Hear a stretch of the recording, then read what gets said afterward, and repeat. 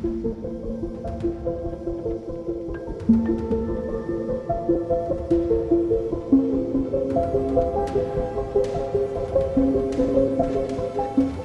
masih mendalami motif AKP Dadang Iskandar menembaki rumah dinas Kapolres Solok Selatan.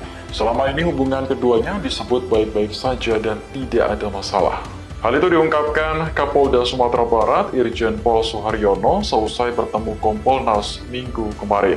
Ia mendapat laporan dari Kapolres bahwa AKP Dadang selama ini dikenal sebagai polisi penghibur. Tersangka bahkan sering berjoget dan menari ketika acara serah terima jabatan. Oleh karena itu, Suharyono tak menyangka dengan aksi pembunuhan yang dilakukan Dadang terhadap rekan sesama polisi.